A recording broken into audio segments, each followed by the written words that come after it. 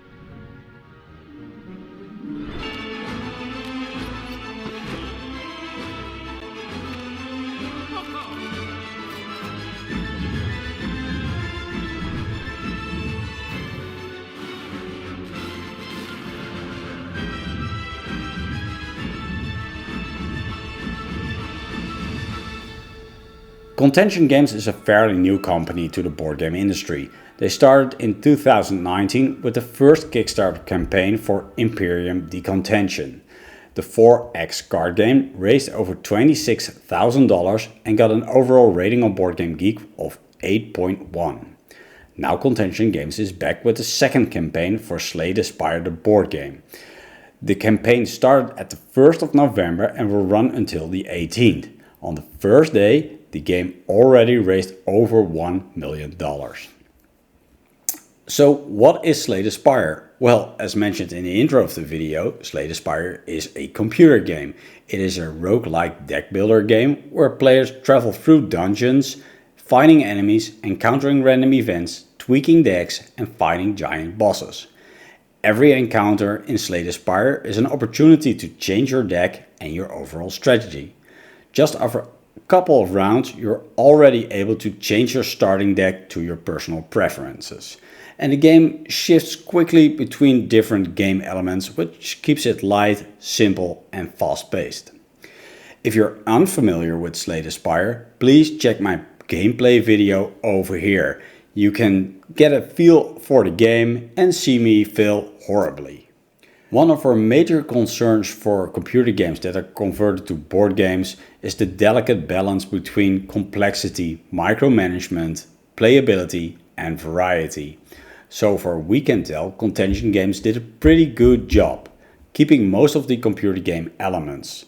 Some cards and artifacts have been simplified for micromanagement purposes, but it won't affect the strategic depth of the game.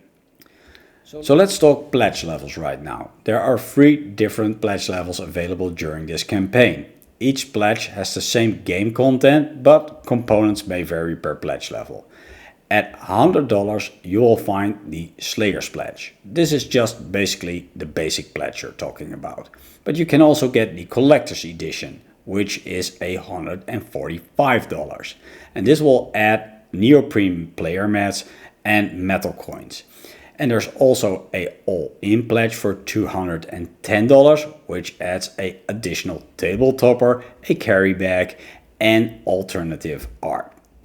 So should you back this game? Well, we're struggling what to do. We do like Slay the Spire based on our experience with the computer game. It's easy to play, it's fast-paced and it's really easy to lose track of time when you're playing the game. And don't get me wrong, Contention Games did an excellent job by converting the computer game into a board game, but we do have some minor concerns that we need to address. And one of them is the micromanagement.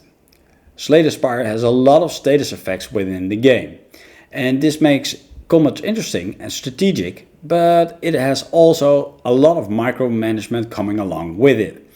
When the computer game is exactly copied to a board game, I think it will slow the game down and make it feel less snappy. Another concern that we have is the co-op mode. The computer game is a solo game, but the board game is made cooperative. And you will need to wait for other players to make their turn, and there is a risk for analysis paralysis, which makes the game even slow more down. We're on a tipping point right now, trying to decide to back this game or not.